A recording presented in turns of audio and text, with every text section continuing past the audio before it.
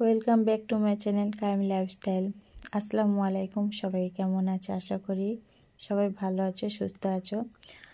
চলে এসেছি আজকের তোমাদের সঙ্গে একটা খুব গুরুত্বপূর্ণ রেমেডি শেয়ার করার জন্য, যেটা আমাদের ছোট থেকে একদম বৃদ্ধ বয়স পর্যন্ত সবারই অনেক উপকারে আসবে। এই গাছটাকে আমরা সবাই কম বেশি চিনি। এই গাছটা হচ্ছে পেয়ারা গাছ। তো পেয়ারা গাছের পাতা কতটা উপকারী সেটাও আমরা সবাই জানি। তো এখান থেকে আমি কিছু পেয়ারা পাতা সংগ্রহ করে নিচ্ছি। পেয়ারা পাতা, কচি কচি পেয়ারা পাতা দেখে আমি ফ্রেশ পেয়ারা পাতা তুলে নিচ্ছি। পেয়ারা পাতায় কিন্তু প্রচুর পরিমাণের ভিটামিন থাকে, যেমন ভিটামিন সি, ভিটামিন পটাশিয়াম থাকে।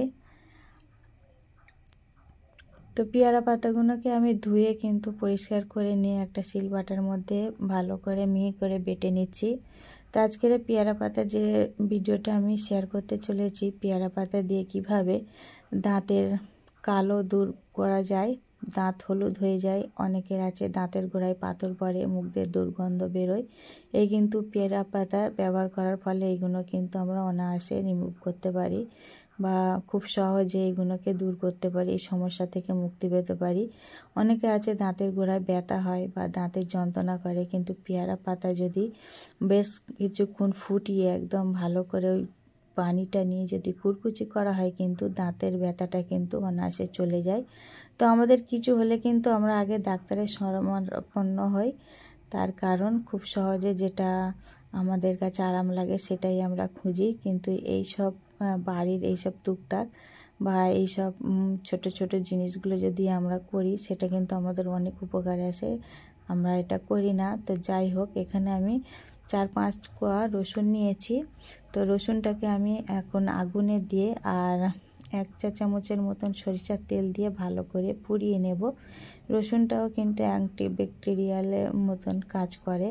এটা কিন্তু যে দাঁতের গোড়ায় যে অনেকে ঠান্ডা জিনিস খেলে দাঁতের গোড়া ব্যথা করে, শিরশির করে, এটা কিন্তু আমাদের অনেকটা কম করতে সাহায্য করবে। সর্ষের তেলও ওমেগা 3 থাকে, যেটা আমাদের হাড়ের জন্য অনেক মজবুত বা অনেক উপকারে আসে। তো সরষের তেল দিয়েছি। এখানে আমি পেয়ারা পাতাটাকে ভালো করে আবার চামচের সাহায্যে একটু ভালো করে পেস্ট করে নিচ্ছি। তো এখানে আমি আগে তেল দিয়ে গরম করে রাখা রসুনটা আমি এখন ওই যে বাটা পেয়ারা পাতা তার সঙ্গে ভালো করে মিক্সড করে নিচ্ছি, যাতে পেয়ারা পাতা বাটা আর হচ্ছে রসুনটা ভালো করে চামচের সাহায্যে নেড়ে চেড়ে একসাথে একদম দুটি উপকরণ খুব সুন্দর করে মিশিয়ে নিচ্ছি। এই উপকরণ আমরা যদি এটা ভালো করে সুন্দর করে পেস্ট করে আমরা কিন্তু ফ্রিজে সংগ্রহ করে আমরা কিন্তু ব্যবহার করতে পারি। দিয়ে দিয়েছি 1 চিমটি লবণ। লবণটা কিন্তু আমাদের দাঁতের জন্য অনেক অনেক উপকার। দাঁত পরিষ্কার করতে বা মুখের দুর্গন্ধ দূর করতে আমাদের কিন্তু সাহায্য করে। আর নিয়েছি আমি একটা সাদা পেস্টে কিন্তু সোডা থাকে, তাই আমি এখানে আর সোডা ব্যবহার করলাম না। তো আমি সবগুলো উপকরণ দিয়ে এখন খুব সুন্দর করে মিশিয়ে নিচ্ছি। খুব ভালো করে চামচের সাহায্যে নেড়ে চেড়ে কিন্তু মিশিয়ে নিতে হবে সবকটা উপকরণ।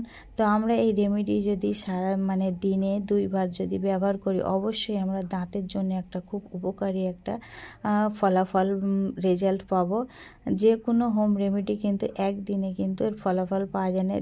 কয়েকদিন যদি ব্যবহার করা যায় কিন্তু নিজেরাই বুঝতে পারবো। আর এটা ব্যবহার করার পরে যেন দাঁতগুলো হালকা হালকা মনে হবে, মুখটা যেন হালকা হালকা মনে হবে। তো এটা কিন্তু তোমরা চাইলে ব্রাশ দিয়েও ব্রাশ করতে পারো, আবার চাইলে কিন্তু আঙুলের সাহায্যেও ব্রাশ করতে পারো। এটা কিন্তু তাহলে কিন্তু দাঁতের গোড়ায় গোড়ায় যে কালো কালো পাথর জমে সেটাও কিন্তু পরিষ্কার হয়ে যাবে। দাঁত যাদের হলুদ হয়ে যায়, পান গুটকা খেয়ে দাঁতের কালারটা একদম পুরো হলুদ কালচে হয়ে গেছে, সেটাও কিন্তু রিমুভ হতে সাহায্য করবে। তো আজকের রেমেডিটা আমার কেমন লেগেছে সবাই অবশ্যই কমেন্টে জানাবে। আর আমার যদি চ্যানেলটিকে ভালো লাগে, নতুন বন্ধুরা যেসব বন্ধু দেখছো তারা চ্যানেলটিকে সাবস্ক্রাইবের পাশে থেকে যেতে পারো। যেসব পুরনো বন্ধুরা আমার ভিডিওটা অলরেডি দেখে ডান করে ফেলেছে তাদেরকে জানাই অন্তঃস্থল থেকে ভালোবাসা। তো আজকের ভিডিওটা আমার এই পর্যন্ত। ভিডিওটা আমি আর বেশি বড় করলাম না। তো আমি এই সবার কাছে আশা রাখবো ভিডিওটা ভালো লাগলে লাইক করে আমার পাশে থাকতে পারো। তো আজকের এই পর্যন্ত, সবাই ভালো থাকবে, সুস্থ থাকবে। আল্লাহ হাফেজ, টাটা।